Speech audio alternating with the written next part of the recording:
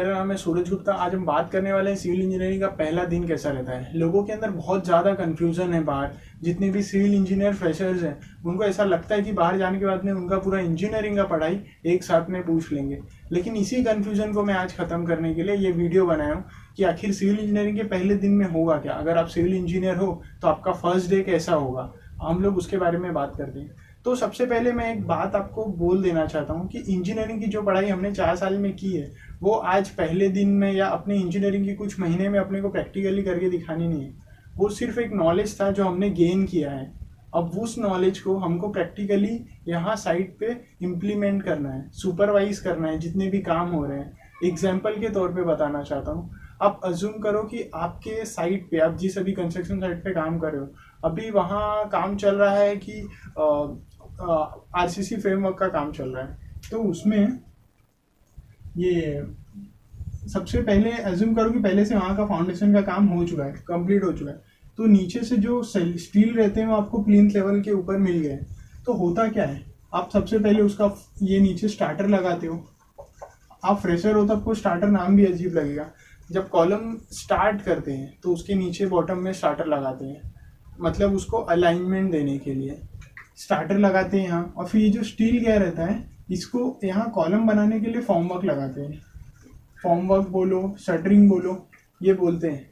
तो आपको पता चल गया कि ये फॉर्मवर्क शटरिंग क्या होती है। तो आप सरप्राइज होंगे कि ये स्टार्टर कैसे लगाते हैं, उसके बीच में कैसी स्पेसिंग रहती है, कितना कवर देते हैं। तो ये सब कन्फ्यूज़न है जो कि आपको लगता है कि मुझे आनी चाहिए एज ए इंजीनियर, जो कि आपका सोचना सही है। लेकिन वो किसी को भी नहीं आई रहती है जब तक वो प्रैक्टिकली नहीं किया रहता, क्योंकि अपने को इंजीनियरिंग में कभी भी वो बातें नहीं पढ़ाई हुई रहती कि कॉलम का स्टार्टर कैसे बनाते हैं, या फिर स्लैब का जब चेकिंग होती है, स्टील चेकिंग, वो कैसे करते हैं। ये सब चीज़ें कहीं भी बुक में नहीं लिखी हुई है कि जो अपने को पता होगी। जब हम लोग प्रैक्टिकली उसके बारे में काम करेंगे तो अपने को पता चलने आती।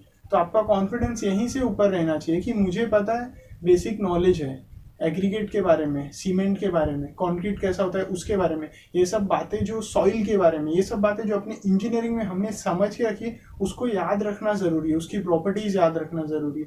ये ज़्यादा ज़रूरी है। फर्स्ट डे आपका ऑब्वियस है अच्छा होगा, कोई भी दिन आने वाले आपका पूरा टाइम होगा। और आप डे बाय डे जितना नॉलेज गेन करोगे उस नॉलेज को कैसे इम्प्लीमेंट करना है आपने आने वाले करियर के ग्रोथ के लिए, उसके लिए अलग नोटबुक बनानी है, अलग अलग नोट्स रखने हैं। ये सब बातें आपको ध्यान में रखनी चाहिए।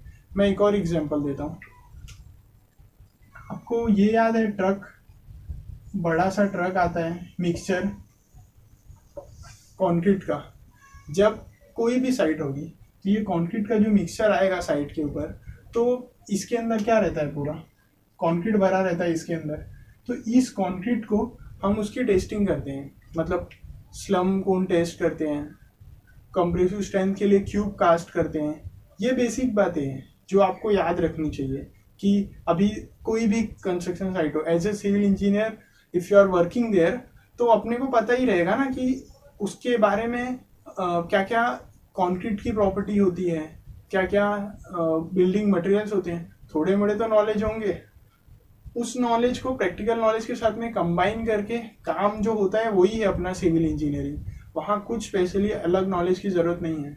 ओवरऑल बोलने का मतलब ये है कि आपको ये कन्फ्यूजन में रहना ही नहीं है कि मुझे कोई बहुत बड़ा टास्क दिया जाएगा, बहुत बड़ा, क्योंकि जितने भी इंजीनियर या सीनियर्स रहेंगे वो ऑलरेडी वो सेम फेज से पहले से आ चुके हैं और उनको भी पता है कि इनिशियली टाइम में एज अ फ्रेशर हम जब साइट पे जाते हैं तो अपने को कुछ भी आइडिया नहीं रहता। फ्रेशर क्या 1-2 साल का एक्सपीरियंस हो जाता है उसके बाद में भी, क्योंकि हम लोग किसी एक पर्टिकुलर फील्ड में काम करते हैं इनिशियल स्टेज में, तो और बाकी फील्ड का नॉलेज नहीं हो पाता है। तो अपने को याद, जैसे कि सुपरविजन कैसे करना है, लेबर काउंट कैसे करने हैं। आपसे ये क्वेश्चन पूछेंगे कि अच्छा बताओ आज अपने लेबर कितने आए हैं, कौन से कॉन्ट्रैक्टर के लेबर हैं, उस कॉन्ट्रैक्टर का नाम क्या है, उस कॉन्ट्रैक्टर ने आज कौन सा काम चालू किया है, आज कितने लेबर ब्रिक मैसनरी का काम कर रहे हैं, बांधकाम का काम कर रहे हैं, कितने लोग लेबर शटरिंग का काम कर रहे हैं, कितने लेबर नीचे दूसरे अलग यूनिट में काम कर रहे हैं। मतलब ये सब बातें जो एकदम बेसिक है। आपको क्या करना है, कुछ भी नहीं। साइट पे आप गए तो आपको स्टार्टिंग के पहले दूसरे दिन में नहीं, लेकिन फिर पता चलने जाएगा हाँ ये कंपनी ने ये कॉन्ट्रैक्टर हायर किया है, ये कॉन्ट्रैक्टर यहाँ का फिनिशिंग वर्क संभालता है, ये इंसान है जो मटेरियल यहाँ लाता है। ये सब बातें ध्यान में रखना, उस आदमी से उस जो कॉन्ट्रैक्टर है उससे कांटेक्ट बना के रखना, उसके लेबर का काउंट रखना, डीपीआर बोलते हैं, डेली प्रोग्रेसिव रिपोर्ट बनाना अपने काम को लेकर जो साइट पे चल रहा है as a junior engineer. Initially सिर्फ ये सब काम होंगे, कुछ भी बड़ी बात नहीं है। जब आप जाओगे आपको समझ में आने लग जाएगा, लेबर का काउंट करना, कंक्रीट की प्रॉपर्टीज समझना। हाँ, लेकिन वो आपकी जिम्मेदारी है कि आपको कंक्रीट के बारे में पहले से थोड़ी सी बातें जाननी होगी। बिल्डिंग मटेरियल क्या होता है, उसके अंदर कितने सारे टाइप्स मटेरियल के रहते हैं, वो आपको पहले समझ के जाना होगा साइट पे। कि कल के दिन सीमेंट आ रहा है साइट पे, आपको पता नहीं है कि सीमेंट की प्रॉपर्टीज ही क्या होती है।